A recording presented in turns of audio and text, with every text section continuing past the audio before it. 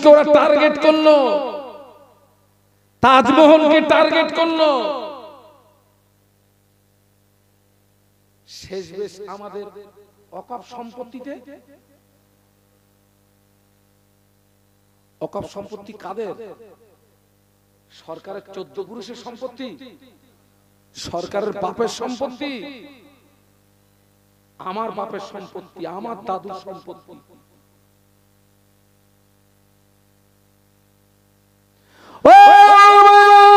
আল্লাহ নবী সিজদায় পড়ে কাঁদতে লাগলেন। আল্লাহ নবী তাঁবুর ভিতরে আল্লাহর জমিনে সিজদায় পড়ে এত কান্না কাঁদেন, হযরত আবু বকর সিদ্দিক রাদিয়াল্লাহু আনহু গুটি গুটি পায়ে তাঁবুর ভিতরে প্রবেশ করলেন।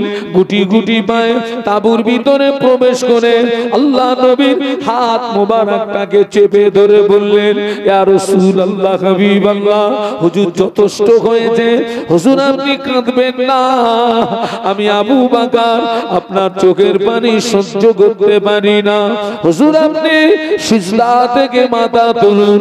আমি আবু বকর আপনার চোখের পানি সহ্য করতে পারি না। আল্লাহ নবী সিজদা থেকে মাথা তোলেন না।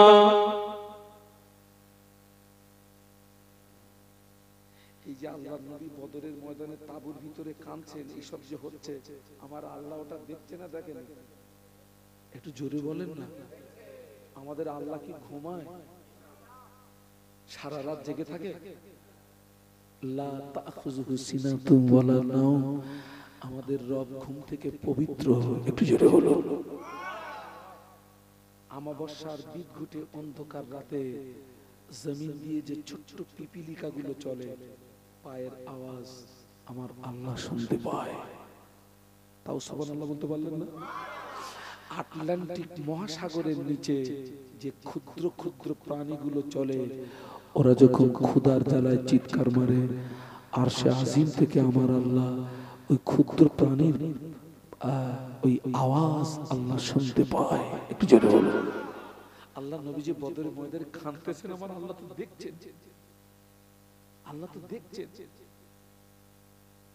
নবীর চোখের পানি অন্য কেউ সহ্য করতে পারলেও আল্লাহ সহ্য করতে। मूसा अलैहिस्सलाम, ईसा अलैहिस्सलाम, नूह अलैहिस्सलाम, दाऊद अलैहिस्सलाम, लूत अलैहिस्सलाम, ज़करिया अलैहिस्सलाम। আল্লাহ যে কাজে রাজি, মুসা নবী ওই কাজে রাজি।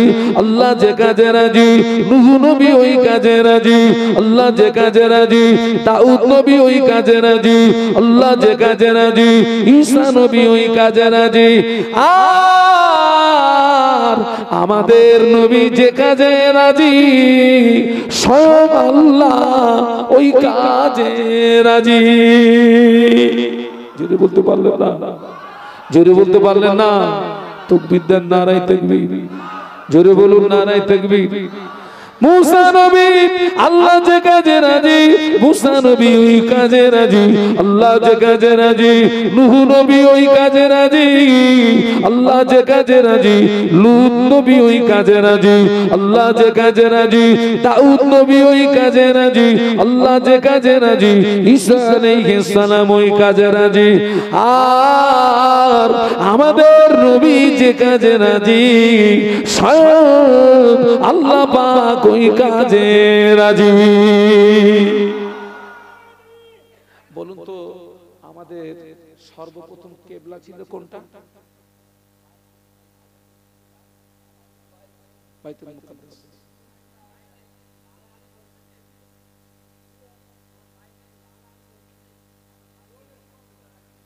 দরুদ শরীফ আল্লাহুম্মা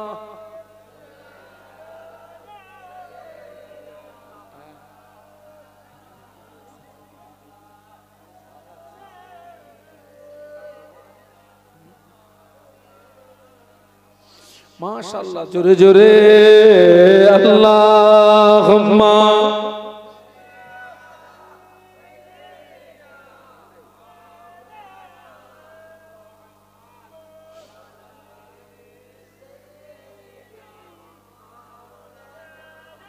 खुद मसीहा जिसी का मरीजों में गए वो हकीम आ गया तभी भी आ गया ऐ हलीमा तुझे और क्या चाहिए तेरे घर में खुदा का हबीब आ गए अल्लाहुम्मा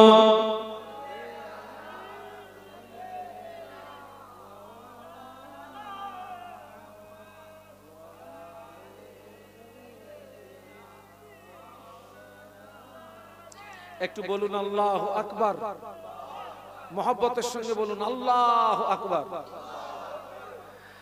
আমাদের সর্বপ্রথম কিবলা হচ্ছে বাইতুল মাকদাস আমরা যেটাকে বলি বাইতুল মুকাদ্দাস যেটি হচ্ছে জেরুজালেমে অবস্থিত যে বাইতুল মুকাদ্দাসটা এখন হচ্ছে ইহুদিদের দখলে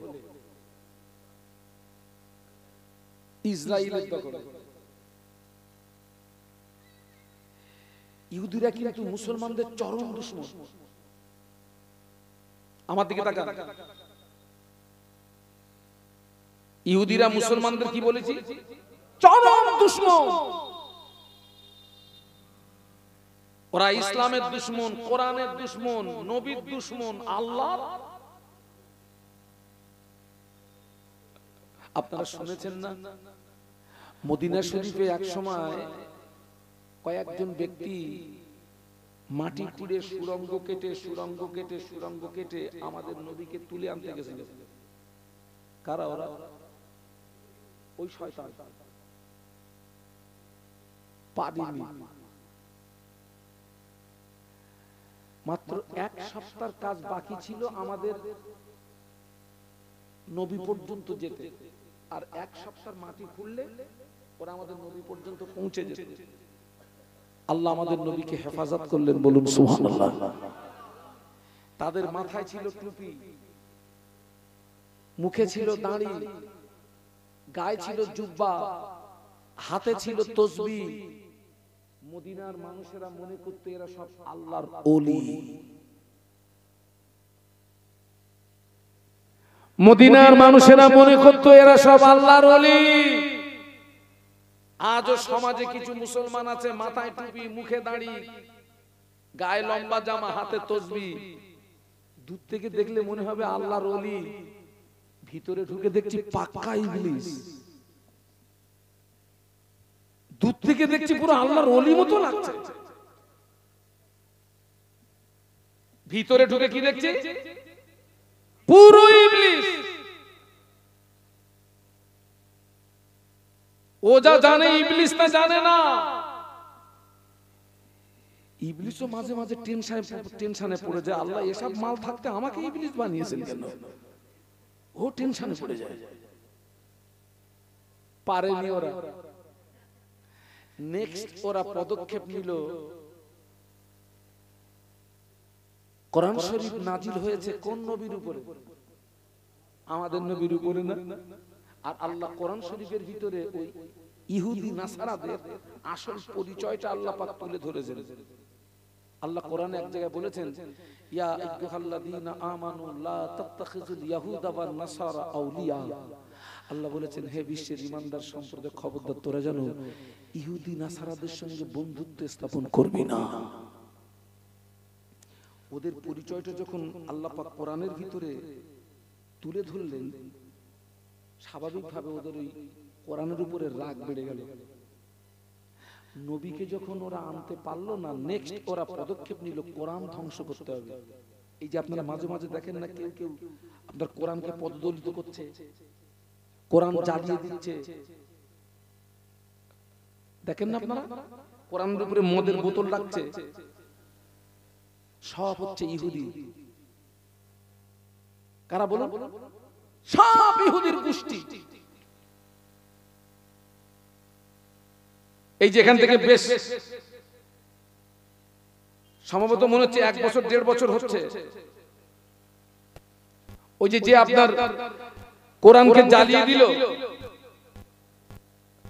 নামটা আমি ভুলে যাচ্ছি, সুইডেনে ওর নাম হচ্ছে কি একটা মমিকা। এখান থেকে কম বেশি 1 মাস আগে আমি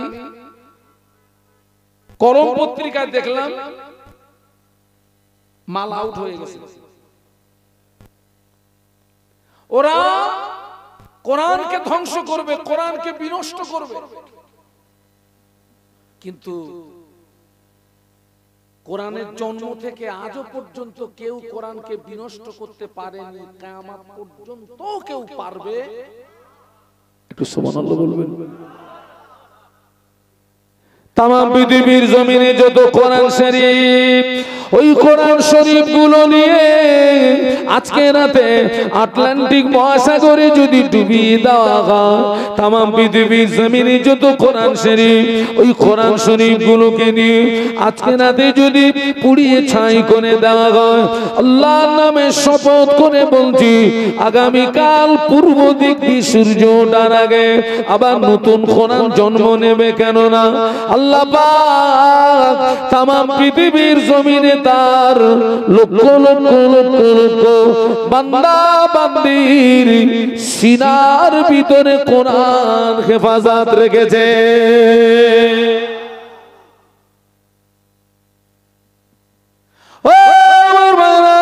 9 থেকে 10 বছরের বাচ্চা কোরআনের হাফেজ হয়ে গিয়েছে, 9 থেকে 10 বছরের মেয়ে কোরআনের হাফেজা হয়ে গেছে। ওই রকম একটা হাফেজ কোরআনকে এখানে দাঁড় করিয়ে দেবেন, 6 থেকে 8 ঘন্টা সময় দেবেন। ওই ছেলেটা ওই মেয়েটা এক জায়গায় দাঁড়িয়ে দাঁড়িয়ে সূরা ফাতিহা থেকে মিনাল জিন্নাতি ওয়ান নাস এক জায়গায় দাঁড়িয়ে দাঁড়িয়ে গোটা 30 পারা আল্লাহর কোরআন তেলাওয়াত করে দেবে। একটু জোরে বল না। আল্লাহ নিজেই বলেছেন, ইন্না নাহনু নাযালনা যিকরা ওয়া ইন্না লাহু লাহাফিজুন।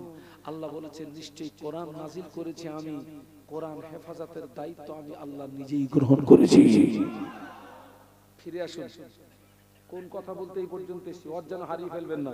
আল্লাহ নবী বদরের ময়দানে তাঁবুর ভিতরে সিজদায় পড়ে, ওইটা কিন্তু আমার হেডলাইন। আবু বকর সিদ্দিক গেলেন, আল্লাহ নবী উঠলেন না। ছবিটা কে দেখছেন? আমাদের নবী যে কাজে রাজি, আল্লাহ নবী বাইতুল মাকদাসের দিকে ফিরে, আল্লাহ নবী 16 থেকে 17 মাস নামাজ পড়েছিলেন।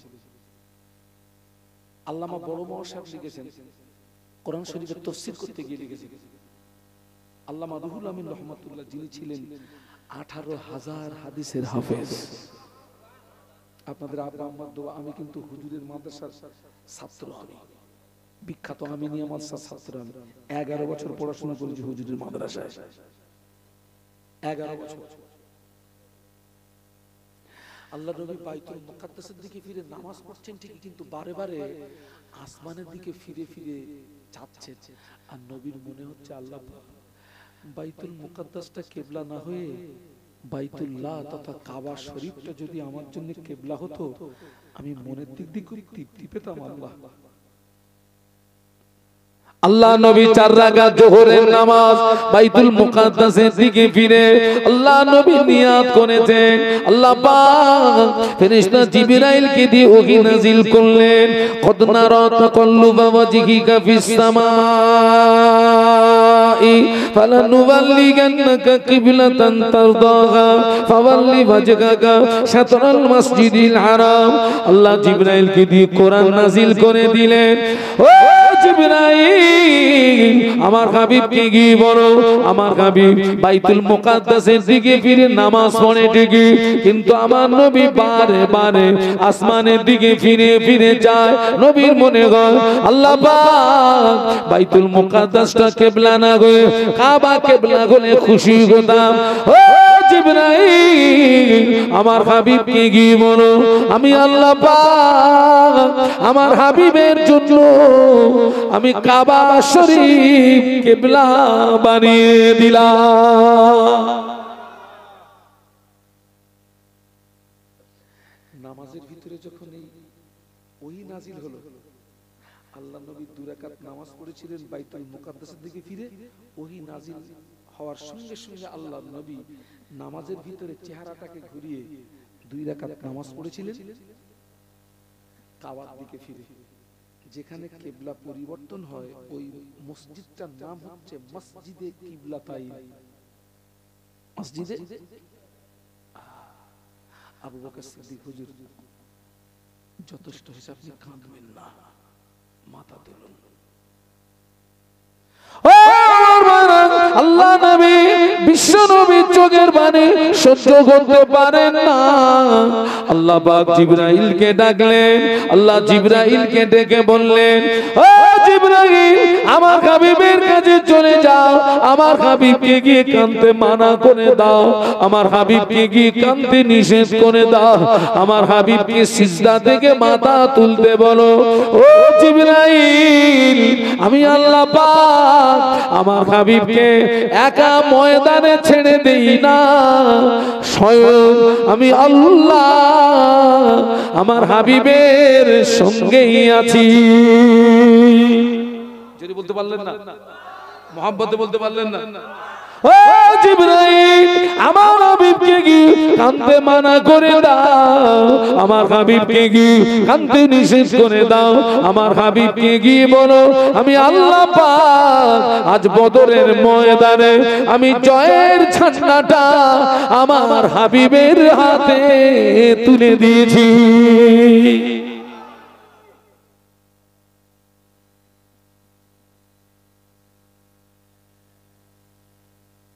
আল্লাহ ফেরেশতা জিবরাইল সালাম আসলেন, আল্লাহ নবীকে সালাম দিলেন, ওহীর কথাগুলো শোনালেন। হুজুর আপনি কাঁদবেন না, হুজুর আপনি সিজদা থেকে মাথা তুলুন, হুজুর আল্লাহ পাক জানিয়ে দিয়েছেন আল্লাহ আপনাকে একা ময়দানে ছেড়ে দেন না, বদরের ময়দানে আল্লাহ আপনার সঙ্গেই আছেন। ইয়া রাসূলুল্লাহ আল্লাহ আমাকে দিয়ে জানিয়ে দিয়েছেন এই বদরের ময়দানে জয়ের ঝান্ডাটা আল্লাহ আপনার হাতেই তুলে দিয়েছেন। আল্লাহ নবী সিজদা থেকে মাথা তুললেন, কিন্তু আল্লাহ নবী এত কেঁদেছেন, হাদিস শরীফে এসেছে আল্লাহ নবীর চোখের পানিতে জমিনের বালু ভিজে গিয়ে আল্লাহ নবীর চেহারাতে ওই বালু জমাট বেঁধে গেছে। এত কেঁদেছেন সিজদায় দ্বীনের হেফাজতের জন্য, এত কেঁদেছেন।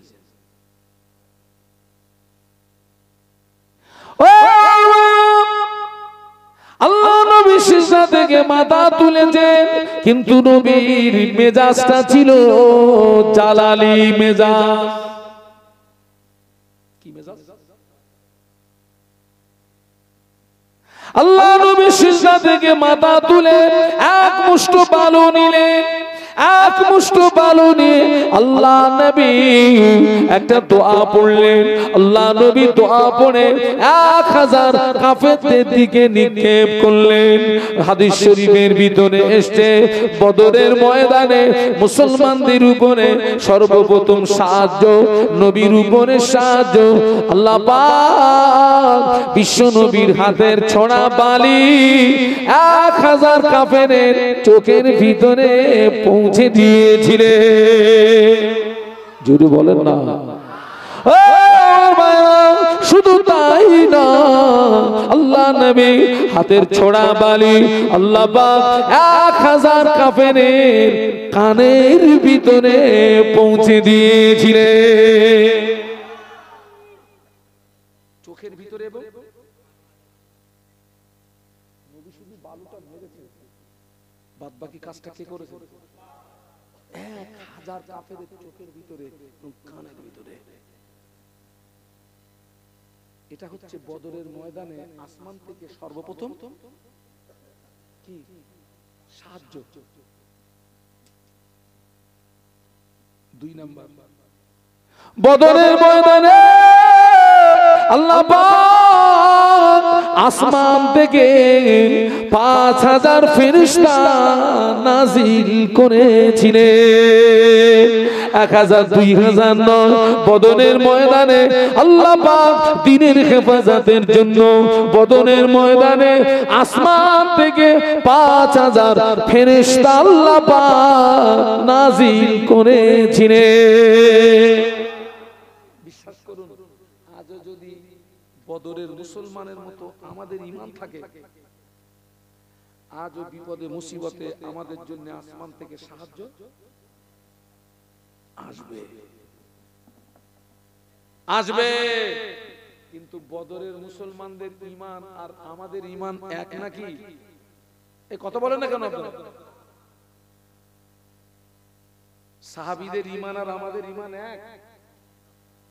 যে সাহাবীদের ঈমান আমাদের ঈমান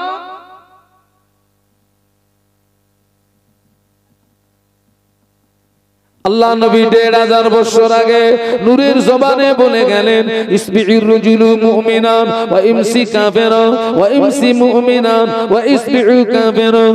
আল্লাহ নবী বললেন, আখিরি জামানা আমার একদল উম্মতি সকালবেলা ঈমান আনবে, সন্ধ্যাবেলা কাফের হয়ে যাবে, আবার সন্ধ্যাবেলা ঈমান আনবে, সকালবেলা কাফের হয়ে যাবে।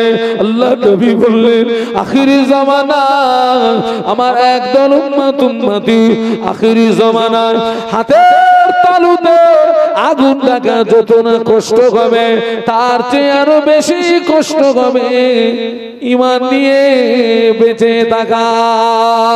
এখান থেকে 20 বছর 25 বছর আগে অধিকাংশ মসজিদ ছিল কাঁচা কাঁচা কাঁচা কাঁচা কাঁচা, কিন্তু মুসল্লিদের ঈমান ছিল পাকা। সুবহানাল্লাহ বলেন। আর এখন অধিকাংশ মসজিদ শান শওকত হয়ে গিয়েছে, কিন্তু মুসল্লিদের ঈমান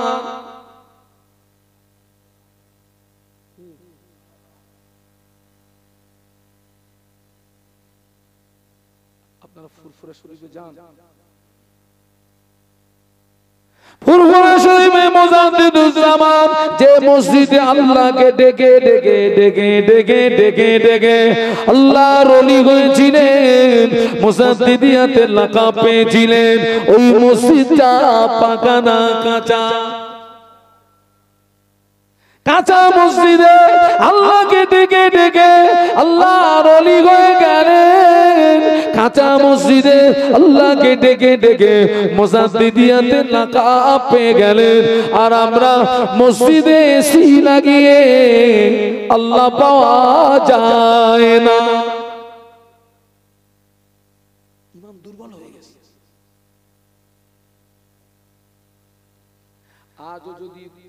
আজও যদি বদরের মুসলমানদের মতো আমাদের ঈমান থাকে, আল্লাহর কোরআন বলছে, ওয়াকানা হাক্কান আলাইনা নাসরুল মুমিনিন।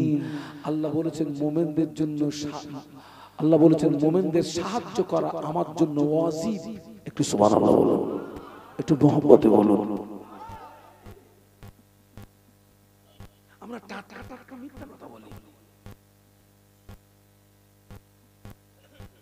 টাটকা টাটকা আপনাদের এদিকে হয় না।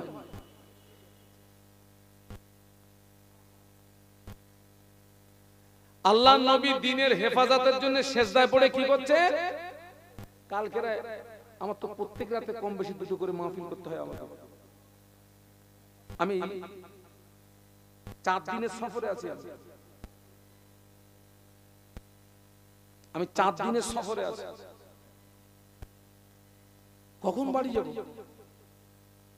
আমি চলে যাব পূর্ব মেদিনীপুর, চলে যাব। ওখানে গিয়ে আমাকে থাকতে হবে 5 দিন। গত রাতে যেখানে মাহফিল ছিল আপনাদের এলাকাতে, আপনাদের এলাকা বলতে এদিকে না, ঢোলা ঢোলা এলাকা, ঢোলা পাশাপাশি হচ্ছে মসজিদ আর মাদ্রাসা পাশাপাশি। কালকের যে মাহফিলটা হলো, মাহফিলটা হচ্ছে মাদ্রাসার উন্নতি কল্প। এক মায়ের পেটে 2 ভাই, এক ভাই হচ্ছে মসজিদের সেক্রেটারি, আর একজন হচ্ছে এই এক ভাইয়ের দুই এক মায়ের পেটে দুই ভাইয়ের সঙ্গে মিল নেই, আদায় কাঁচকলা। এই যে ভাই মাদ্রাসার দায়িত্বে আছে, কালকের ওর ইসালে সব হচ্ছে, ওই ভাই ওর লোকজন নিয়ে চেষ্টা করছে এ যেন মাদ্রাসার মাহফিল দিয়ে যেন সফলতা না হতে পারে, বিভিন্ন দিক দিয়ে তাকে ক্ষতি করা, বিভিন্ন দিক দিয়ে তাকে কি করা, দিনের হেফাজত হচ্ছে না কি হচ্ছে, এসব কি, এসব মানুষ না শয়তান? এ কাজটা কার কাজ? এ তো ইবলিসের কাজ। তো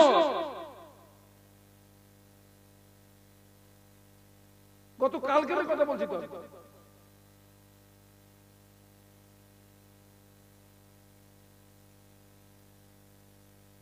আহা আল্লাহ আসমান থেকে কতটা ফেরেশতা পাঠিয়েছেন? 5000। পাহাড়টা ছিল বালুর পাহাড়। বদরের ময়দানে 3 নাম্বার সাহায্য আল্লাহ পাক বিশ্বনবী সাহাবীদের নিয়ে যে দিকটা দাঁড়িয়েছেন ওই দিকটা ছিল বালু মাটি। আবু জাহল সৈন্যদেরকে নিয়ে যে দিকটা দাঁড়িয়েছে ওই দিকটা ছিল এঁটেল মাটি। আচ্ছা বলুন তো, যুদ্ধ করতে সুবিধা হবে কাদের?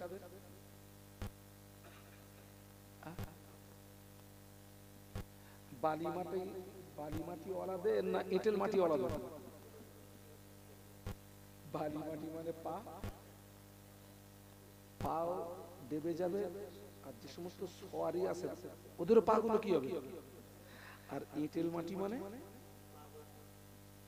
তাই কি কোথা থেকে এনেছে ওতে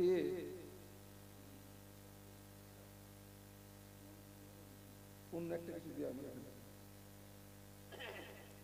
মিষ্টি টাইপের কি? হ্যাঁ, আমার দিকে তাকা। আবু জাহল যেদিকে আছে এঁটেল মাটির সুবিধা তো ওর হবে। 3 নাম্বার সাহায্য দেখুন। 17ই রমজান আল্লাহ পাক 17ই রমজান আল্লাহ পাক আসমান থেকে বদরের ময়দানে রহমতের পানি দি আল্লাহ পাক বিশ্ব নবীর পায়ের নিচের মাটিকে মজবুত করে দিয়েছিলে। ছেলেরা জোরে বলো না, একটু মহব্বতে বলো না। বালুতে পানি পড়লে কি হবে? টাইট হয়ে যাবে। আর এঁটেলে স্লিপ। আল্লাহ নবী যে সাহাবীদেরকে যুদ্ধের পারমিশন দিতেন দুটো বিষয় লক্ষ্য করতেন, একটা হচ্ছে বয়স আর একটা হচ্ছে হাইট। কি ছেলেরা? বয়স আর তো কোন সাহাবী আপনার দেখা গেছে হাইটে গিয়ে শর্ট হয়ে যাচ্ছে, তো ওই সাহাবীরা পায়ের গুড়মুড়িটাকে উঁচু করে নিজের শরীরের হাইটটাকে বাড়িয়ে দিয়েছেন যাতে যুদ্ধের পারমিশনটা পেয়ে যায়। একটু জোরে বলো। আচ্ছা ওই জায়গায় যদি আমরা হতাম তো কি করতাম? কত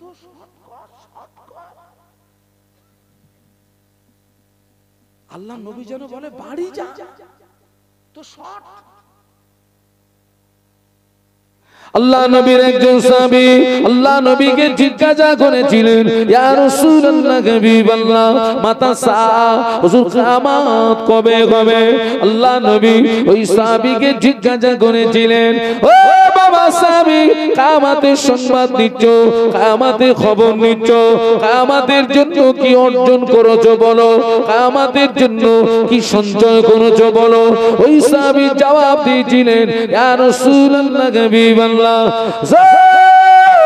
কিয়ামতের জন্য আমি কিছু সঞ্চয় করতে পারিনি, কিয়ামতের জন্য আমি কিছু অর্জন করতে পারিনি, তবে আমি আল্লাহর রাসূলকে ভালোবেসেছি।